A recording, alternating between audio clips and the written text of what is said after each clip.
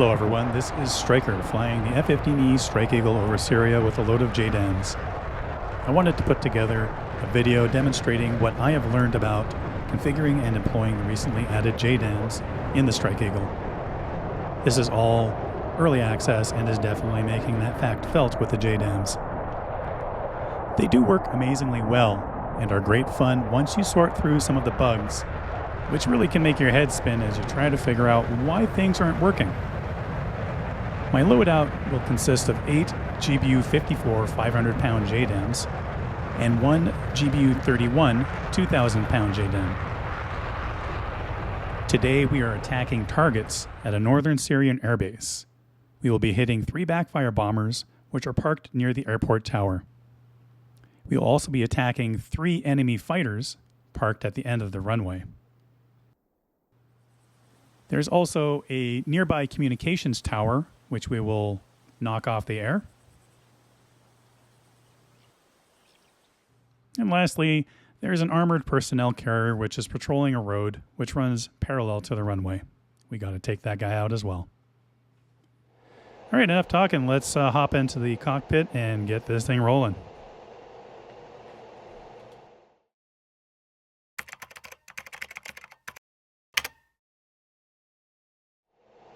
All right, while we get to the PAX page, I want to point out one thing. The PAX currently shows these as GBU-38s. They're not. They're actually GBU-54s. The difference is that the 54s have a laser seeker on the nose. More on that later. All right, so you select the program and you figure, let's add all of our 54s to that program, right? Makes sense. Pick direct, step, nose, and tail. But there's a little bit of a bug here. So if you go to the Smart Weapons page, you'll see that we have Program 1 selected, and when we step through all of the stations, it misses that one at the bottom on the left. See that? So this is a bug. It should get fixed, but what we do is we go back to the PAX page and deselect the 2 wing stations. So you just have the 2 conformal fuel tank stations selected. You'll see now we can step through all of them. Easy peasy. So for the demonstration video, I'm going to be doing one program for the left CFT, program 2 for the right CFT, program 3 for the 2 wing stations, and program 4 for the center line, which has the 2,000-pound JDAM on it. I do recommend selecting step instead of ripple, because ripple is not working as of the making of this video. All right, so we got these all set, right? Now you want to go to air-to-ground delivery off the PAX page and go to program page. A big thing you want to do is turn off auto-lase. Change that to manual. Now I've been putting in 10 seconds for my manual programs. You can just leave it at continuous if you want. But make sure you change each of those stations to manual. Very important. There's a bug, and I'll explain that one later to you as well. And program 4 has nothing because there's no laser seeker on that 2,000-pounder. All right, so we've got those guys all set.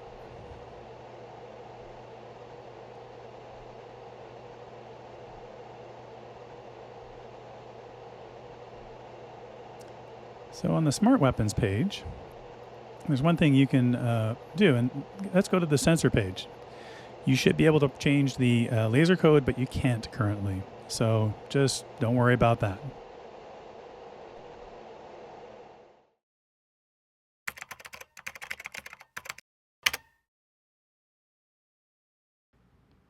Okay, so time for us to grab these coordinates. And I'm going to be doing this using a program called Scratchpad. So Scratchpad is a little utility in and of itself, but there's a mod which makes it even better. So what I'm going to do is zoom in on these bombers and get them captured. But first I'm going to do a thing where I have to set the waypoint, starting waypoint number. So I'm going to set that to 10.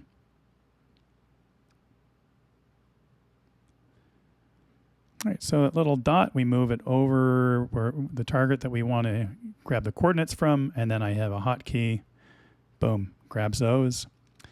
Move it over to the next one, and just repeat this for these 3 targets.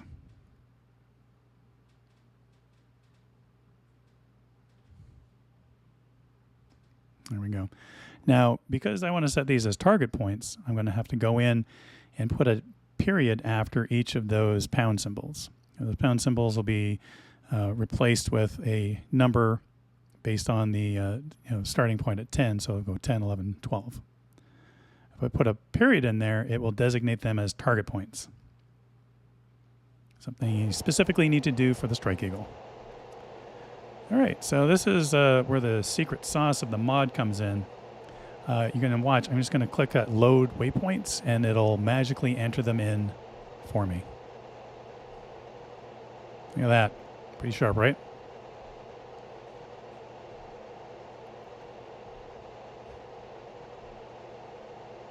Okay. There we go. We've got our targets entered in.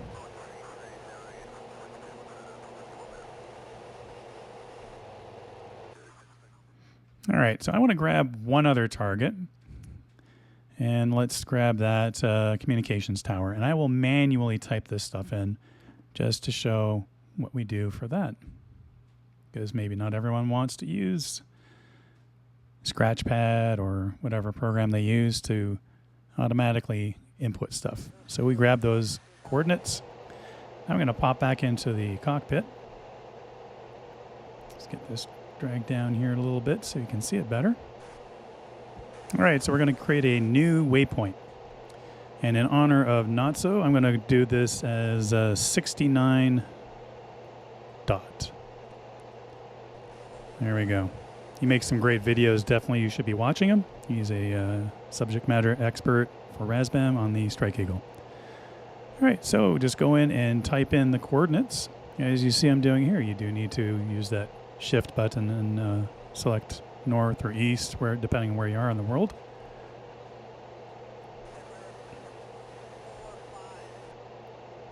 And for the latitude, we do need to use that leading 0. So once you get that in the Scratchpad, go ahead and push that push button there. And then lastly, let's get the elevation keyed in. All right, push button next to the elevation. We're all set. Steer point or target point 69 dot is ready to roll.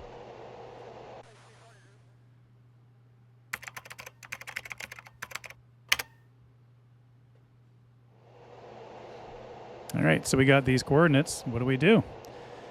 How do we get them on the JDAMs? So I'm going to go and select our first target point, which was 10 dot. Get into air to ground mode. And on the Smart Weapons page, you're going to press that button there to transfer steer point.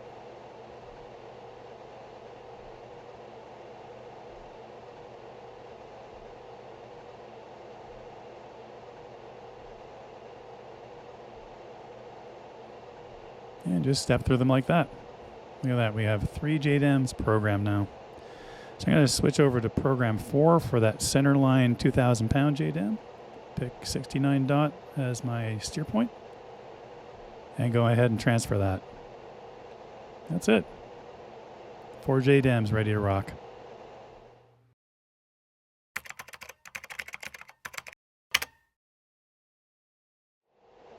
All right, one more thing before we take off. Let's get the laser codes set to something other than default 1688.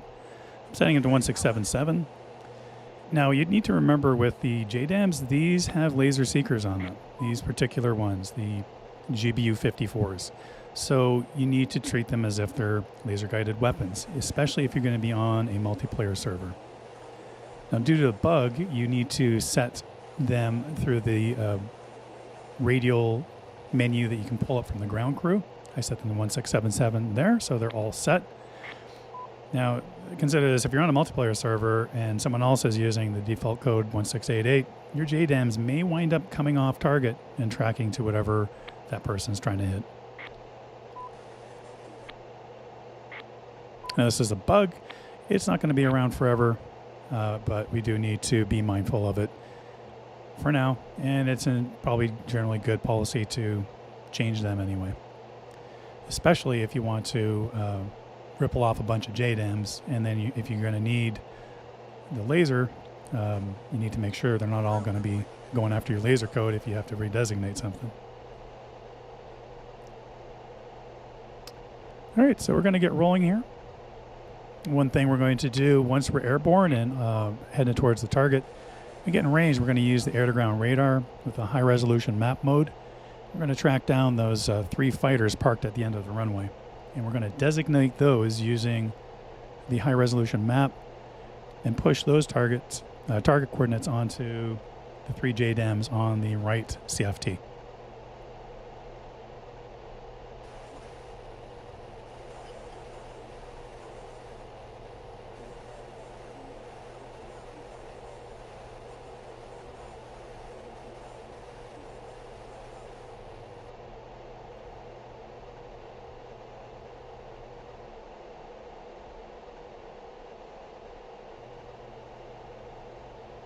All right, we're all good.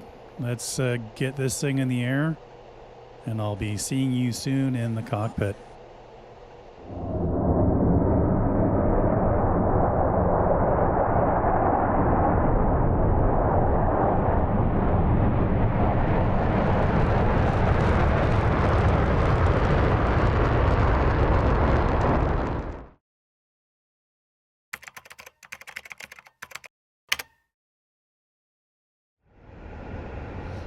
All right, we're getting close to the target area. I'm going to enter in 10 dot and pull it up on the pod.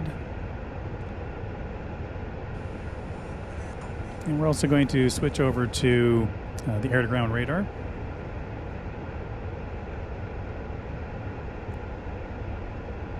And we're going to also increase that to 40 miles on the range and go to 10 dot. And push button 17. And so as we push closer, when that shows up on the radar, on the map, it'll latch over to it. And then we can use that as a reference to start doing our high-resolution map scans. There it is. Okay, we popped over to it. And now let's go ahead and take our first high-resolution map at 3.3.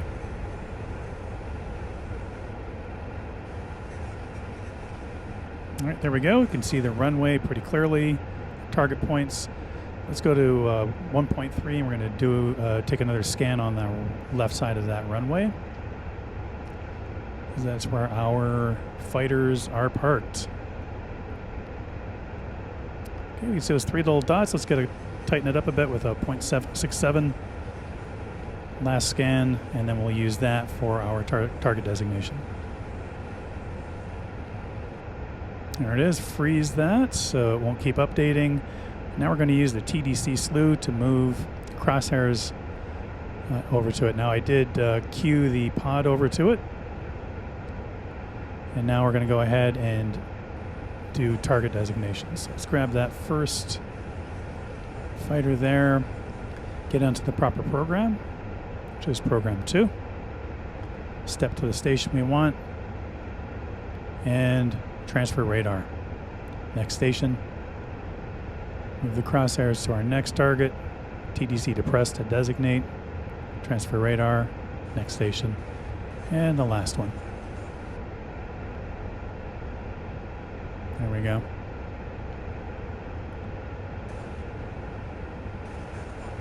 It's that easy.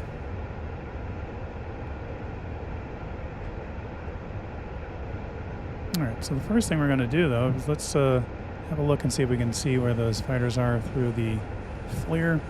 They're out there, kind of hard to see. Change the polarity a bit. Hard to see at this range, but we know they're over there. So let's go ahead and get ready to attack those parked bombers. Get on program 1. We're good.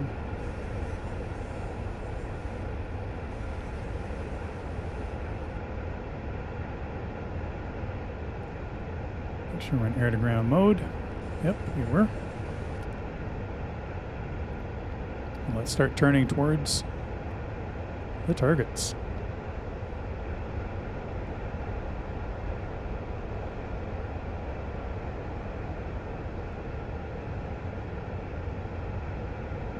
All right, we can see them on the FLIR. Over to the area where they are. There they are. 3 bombers all nicely parked waiting for us. All right, so we'll see the azimuth steer line pop up on the HUD once we're in minimum range, in which we are, or maximum range. So I don't like to release at maximum range. I'm going to push in and do these all in zone. So there's a symbology that pops up on the HUD on the lower right side once you get close to the targets, and it'll show you information like what the maximum range is, the zone, the release point for auto, so you can see all that stuff there.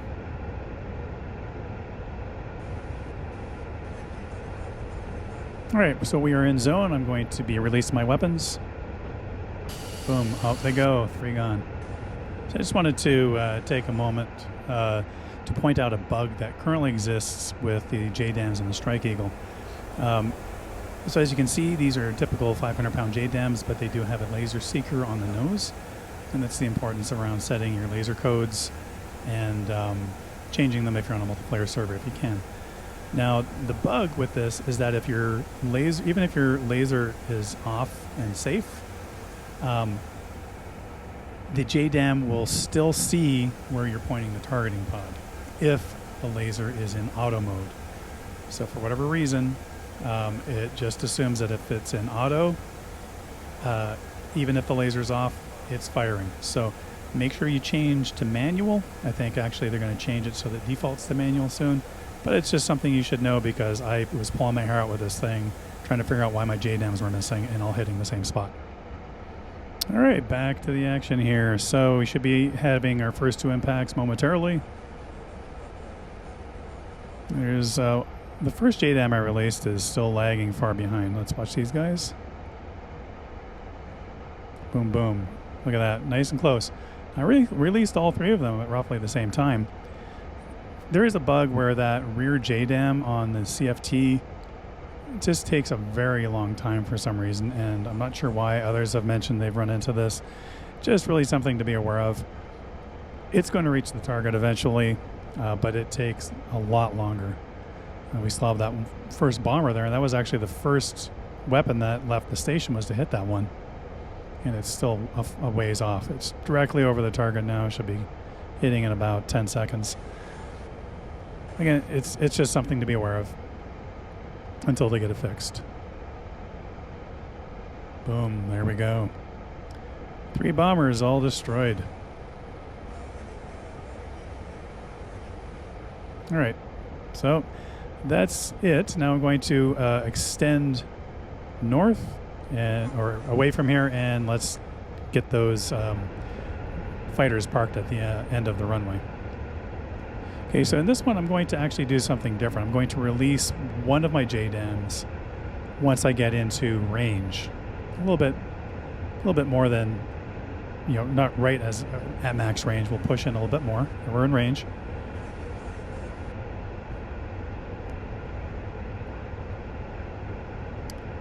And here we go.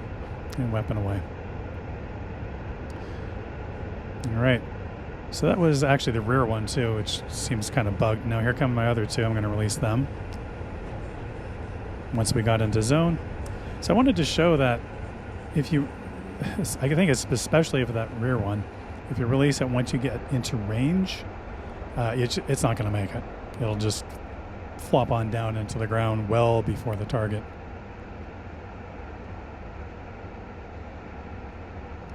You'll see that these other 2 are going to arrive there much quicker and in close succession to each other because that's when I release them.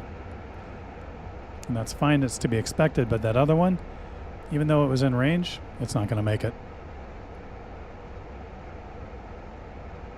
One way off to the back and then the 2 up front.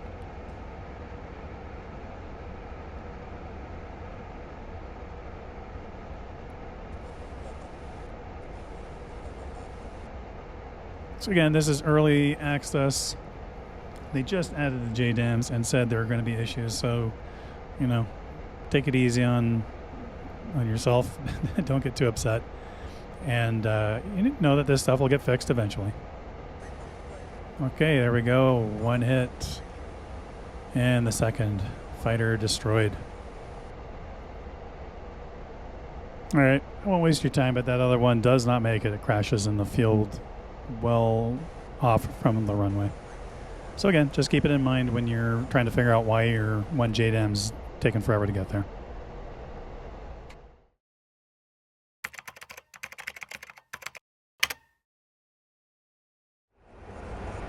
All right, on to a tricky one. We're going to use point track, and we're going to try and hit that armored personnel carrier that's moving, patrolling the road parallel to the runway, and hit him with a JDAM. Something you can't do with standard JDAMs, but with this one, with the laser seeker in the nose, you can. Now you do need to get an initial designation pushed to the JDAM. You can't just release it as if it were a laser-guided bomb. Now, Notso described how it works, and that is the JDAM has a program and is flying towards those coordinates. If the laser seeker sees the laser spot, and it will update its target coordinates to match where that laser spot is.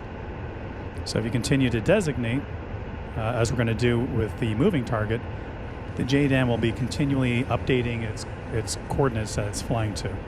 So I've put the coordinates in, and we're going to release and away. Okay, so now the JDAM is flying towards where I had it designated, and hopefully it's picked up that laser seeker and is going to be continually updating its flight path to intercept that APC.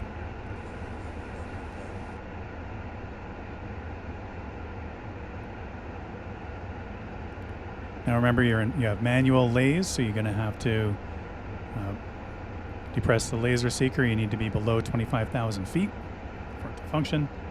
And look at that. Doing a little maneuvering, but boom shakalaka. All right, we got him.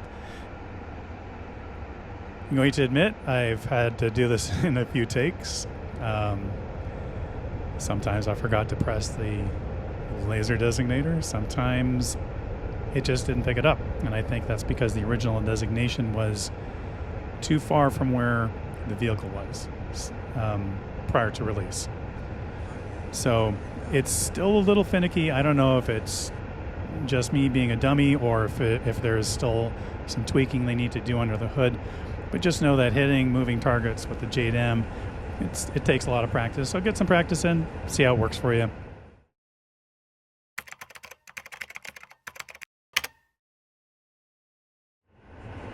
All right, so now we're going to demonstrate that you can have a target designated. We're going to pick this little helicopter. There's a helicopter that's sitting out in the field. There it is.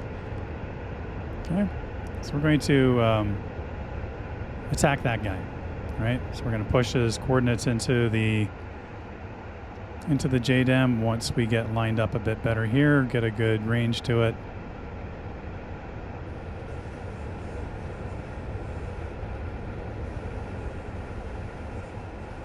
So what I want to do is I want to get these coordinates designated and into the JDAM. Just trying to get a better range to it, but still far out. Let's look at the slant range, but that should be okay. All right, let's get on the proper program here. And then select the station, transfer from the pod. There it is. I'm going to release, start lasing. And now I'm going to move that laser over to this storage tank, just close to it. All right, so instead of hitting the helicopter, which were the original coordinates programmed, I want to hit the storage tank.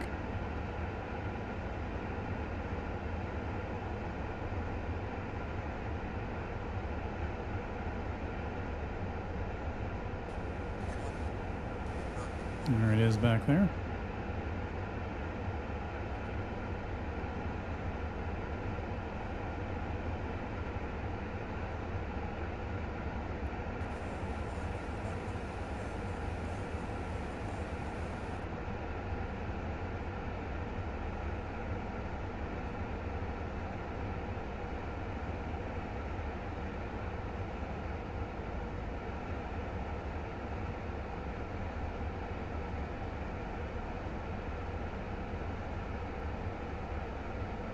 There we go.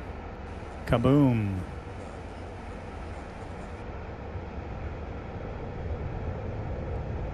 One storage tank out of action. There it is.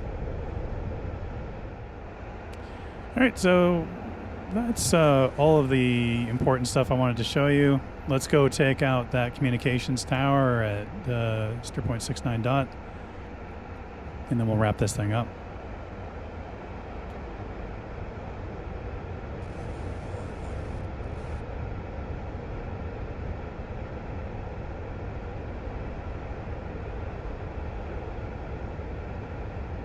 All right, run range coming up on end zone.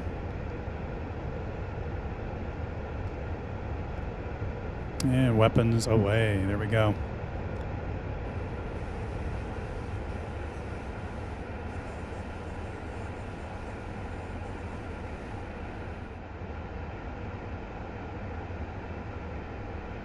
All right, coming up on impact. Let's take out that tower. Boom, there we go. One less tower broadcasting propaganda. All right, that's all she wrote. If you stuck around this long, congratulations. And thank you for your time. I really do appreciate anytime you spend some of your valuable time watching these videos I throw together.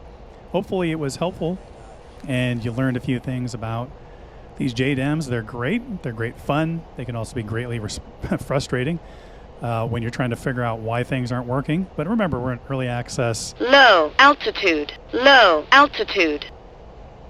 And things are just going to continue getting better with this amazing aircraft. The Strike Eagle finally in DCS. Been a lot of fun. It's one of the few early access ones that I like, really early access, that I decided to give a try. So if you have any questions, as always, please do ask in the comments. I'm always happy to try and help out.